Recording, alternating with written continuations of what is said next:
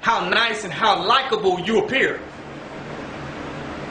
I don't care how many people favor you, because it's the popular thing for you to be favored. Revolution is not popular. Truth is not a popularity contest. It's not. It's what it is.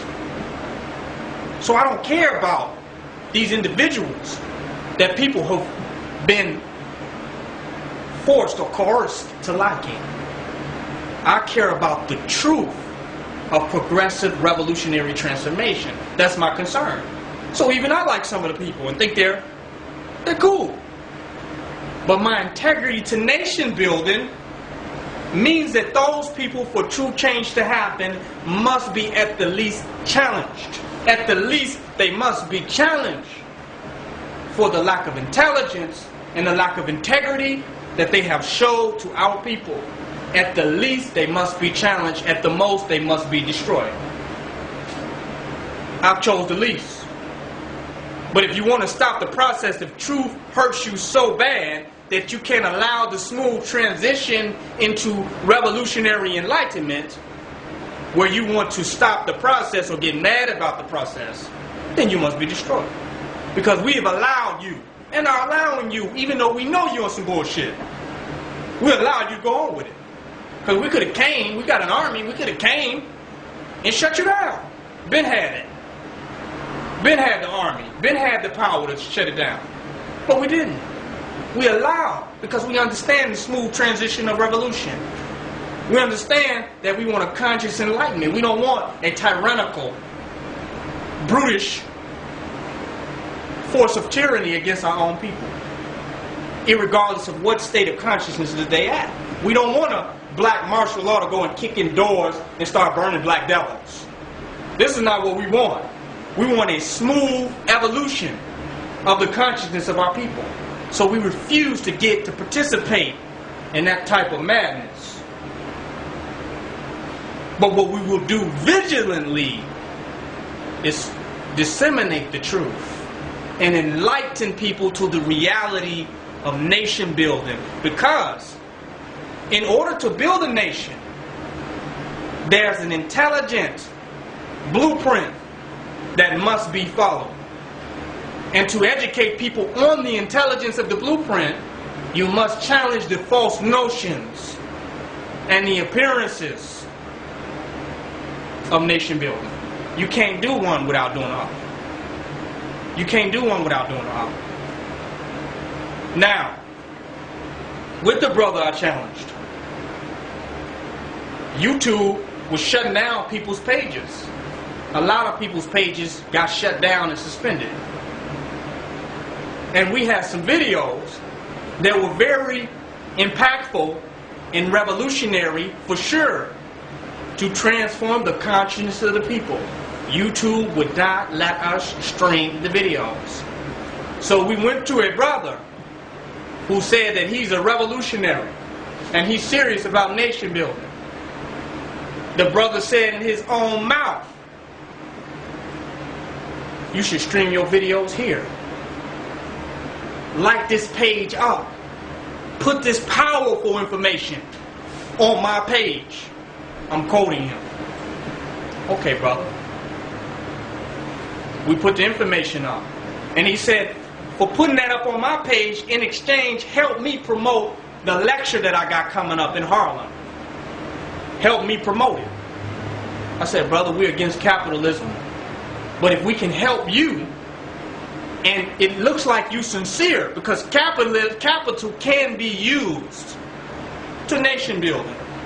In 80% of the cases, it's not. Do you get what I'm saying? Just as much somebody getting a check once a week, but not buying in bulk. You make enough off a 4-week check where you can live off a year. Y'all hear what I'm saying? You can live off a year if you buy bulk products.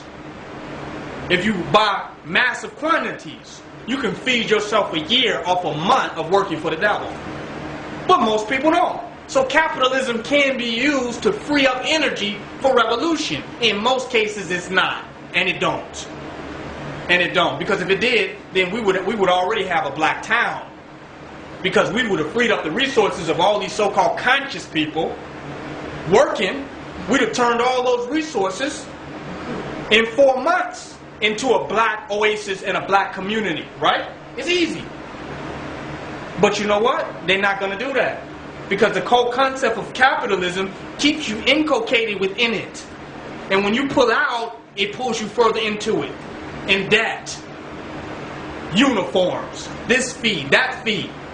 So it acts like it's going to give you some financial freedom.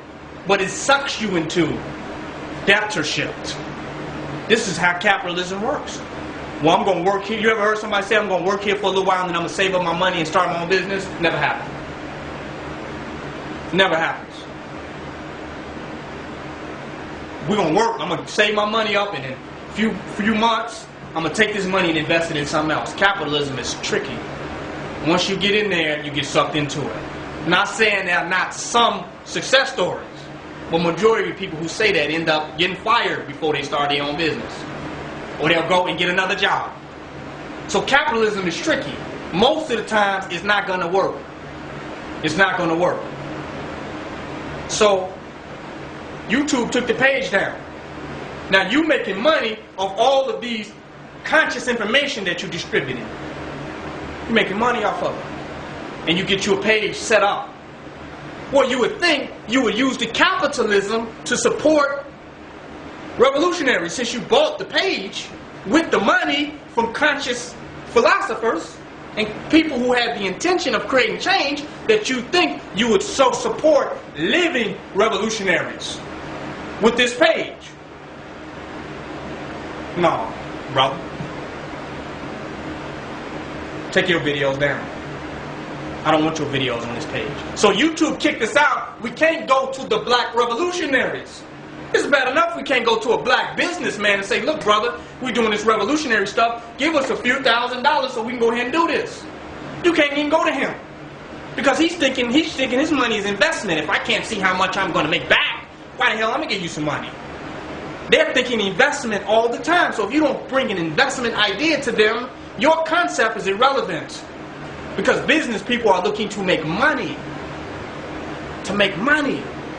Or you need we're going to write this off at the end of the year and this is a part of a greater tax scheme. It's not pure humanitarianism. If you can give me a tax scheme that can send both of us to the federal prison, then we can go with that. But as far as just giving you money to help a revolutionary movement out, please. I'm not about revolutionary. I want to be the next Bill Gates, right? I want to be the next millionaire.